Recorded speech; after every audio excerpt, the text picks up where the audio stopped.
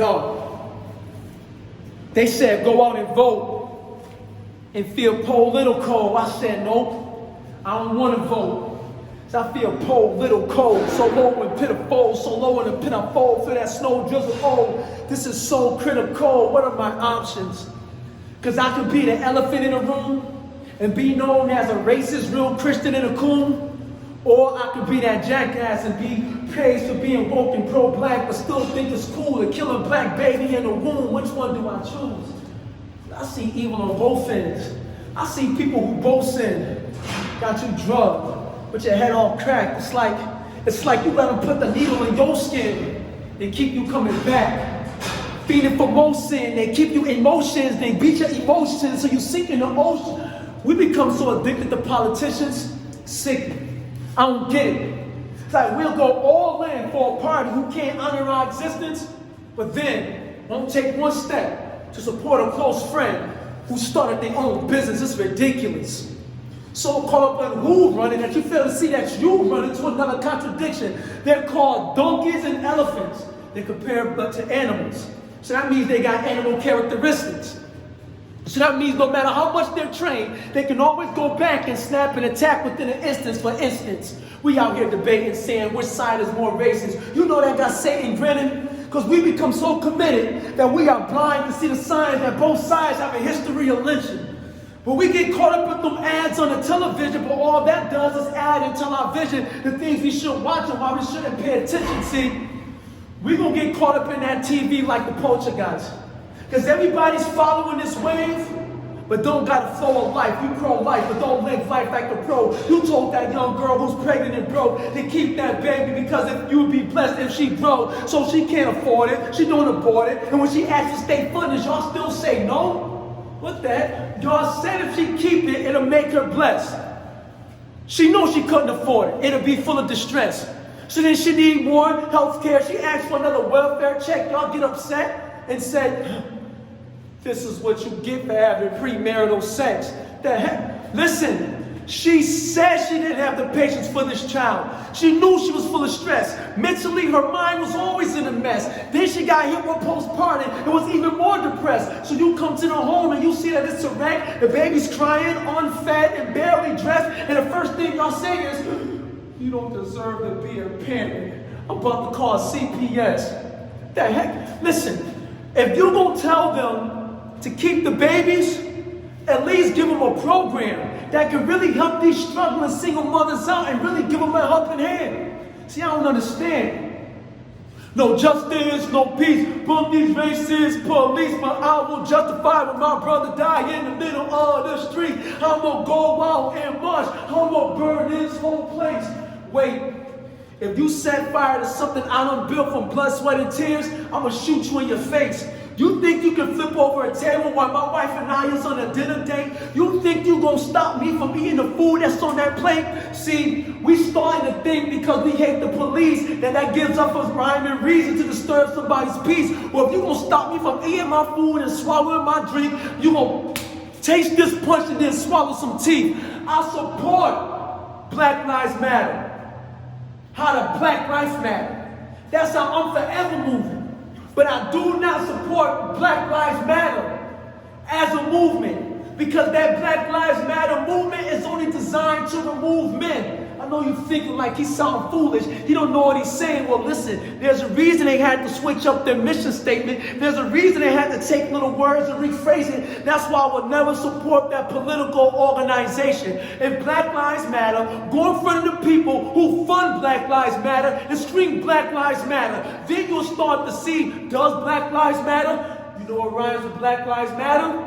Attack white crackers. You know what rhymes with Black Lives Matter? Distract the right pastor. You know what rhymes with Black Lives Matter? We back the white masters. You know what rhymes with Black Lives Matter? Democrats like rappers and Republicans of that matter. Hey, we gotta get liked by these black folks. So what can we do so we can get the black vote? You're not black if you don't vote for me. Remember that, folks? Or I keep me some hot sauce in my purse. Remember that quote? Or we undermined it and we just looked at it as a laughing joke. Or we can get some hip hop artists to sponsor us. Yeah, we can use battle rap. That's dope. Now look at us, shucking and jiving, trusting and buying, and running up Trump like he's winning the highest. When both of them lying, when both of us blinded. You know, if this was a boxing match, folks, they'd be punching our lights out with our back on the ropes. You see, we keep talking all this garbage because we let them stuff trash in our throats. But this is the election season, y'all. We gotta act and vote. See, this is the only time adults justify acting like children.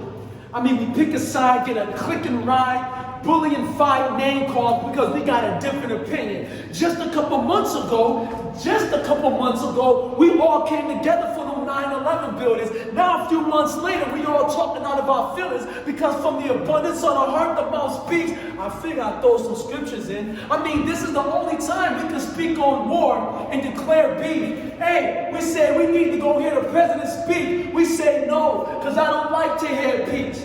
Oh, wait a minute, I'm wigging. I mean, they don't like to hear peace, but peace, the score. They say, hey, we're not playing checkers, we playing chess. Look, who cares if it's two different pieces if you're playing on the same board? It's like I'm trying to get around to fill up the empty slots. It's looking like Connect 4. Oh, y'all don't understand my words? It's like y'all trying to stack the right colors to connect for a term. You know what gets on my nerves? Met this white guy. He said, Black Lives Matter. Go out there and protest and riot. Hold up your sign. You know, you are an oppressed person. The way the system treats you is a crime. And I looked at him and I said, yo, I am not oppressed. He couldn't believe his eyes. He looked at me and said, you're a sellout.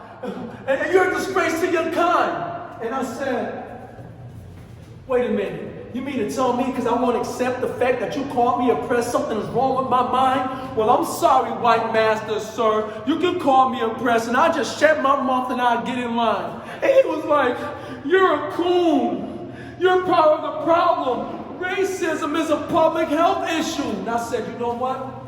So is McDonald's. But you know what? I'm not even mad about that. I don't care if you want to go out and march and spaz and shout. See, I'm mad at the pastor who feel like they have to go down that path and route. I'm talking about that Christian leader who now wants to be an activist, that they want to please the crowd so much that they'll let their position as a pastor slip. I'm talking about that white pastor who now feel this white guilt, who feel like they got to preach about racism, go out there and march, wash somebody's feet so they can feel rebuilt. I'm talking about that one that will compromise being a believer so they can be known as this self-righteous social justice leader. I'm talking about the ones who are hungry for a title. I'm talking about the ones who want to misuse the Bible. You know, they say, well, Jesus flipped the table. That's when I knew he was thoughtless, because when Jesus had an issue, he went right to the temple. He didn't set fire or flip tables to the surrounding markets. Or they said, well, Jesus left the 99 to go get the one that ran away. Now I know you guys really don't know what to say. Because before Jesus left the 99, he made sure that 99 was okay. He didn't go get the sheep that ran away. He went to go get the sheep that had ran astray. Running astray means this: when your heart become wicked and you get up and start leaving. So to say the black folks are the ones that ran astray, are you implying that black folks are rebellious and disobedient? See, you got to think twice before you start speaking. But you know what got me heated? We always love to say the Bible is fake, but in this situation, we want to bring up stories that was told by Jesus.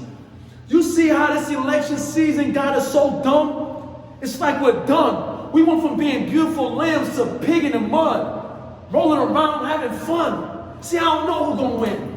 If you ask me, they both did sin, so I'm not going to try to defend. See, what I'm going to do, I'm going to keep on praying because I don't believe what they're talking. Do what the word of God says. Pray for the folks that God allowed to be in office.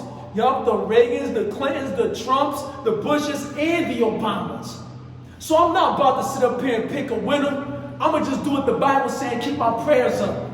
So you still may think I'm a coon. You still may think I'm a fool and a buffoon. That's cool. I ain't going to tear up. If that's serious, meet me outside because I can fight and square up. And I know karate. I'll leave all of this swelled up.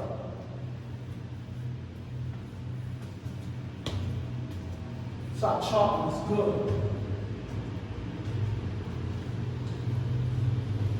It's crazy, right?